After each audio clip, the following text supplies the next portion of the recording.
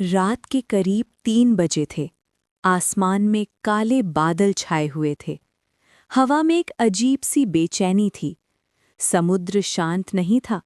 लहरें बार बार किनारे से टकरा रही थीं, जैसे कोई चेतावनी दे रही हों। और उसी अंधेरे में एक पुरानी टूटी खूटी नाव धीरे धीरे आगे बढ़ रही थी। उस नाव में बैठा था रघु, एक गरीब मछुआरा।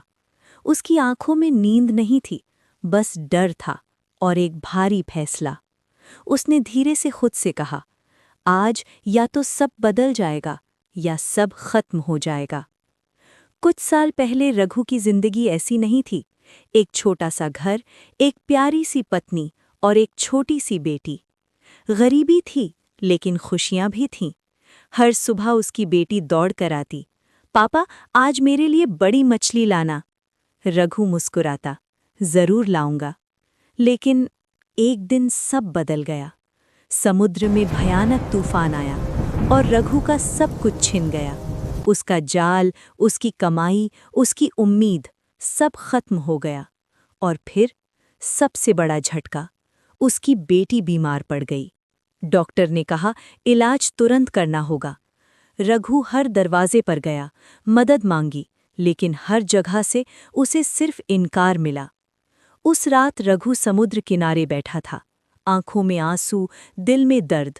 तभी एक आवाज आई, अगर मैं तेरी किस्मत बदल दूं तो? रघु ने पीछे मुड़कर देखा। एक बूढ़ा आदमी अंधेरे में खड़ा था।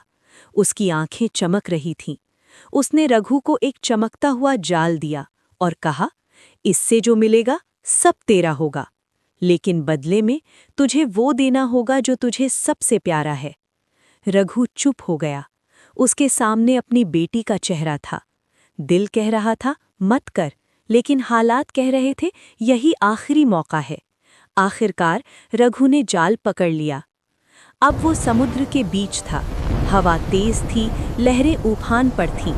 उसने आंख बंद की और जाल फेंक दिया। कुछ देर बाद जाल भारी हो गया और जब उसने उसे बाहर निकाला तो उसमें सोना, हीरे, खजाना था। रघु की आंखों में चमक आ गई, लेकिन तभी समुद्र अचानक शांत हो गया और एक आवाज गूंजी, अब मेरी बारी। रघु कांप गया। उसे समझ आ गया उसने क्या खोने वाला है। उसे अपनी बेटी की आवाज सुनाई दी, पापा। रघु टूट गया, नहीं, मुझे कुछ नहीं चाहिए, बस मेरी बेटी को बचा लो। और उसी पल उसने पूरा खजाना समुद्र में फेंक दिया। लहरें उसे अपने साथ ले गईं और अंधेरा धीरे धीरे खत्म होने लगा। अगली सुबह रघु अपने घर भागा।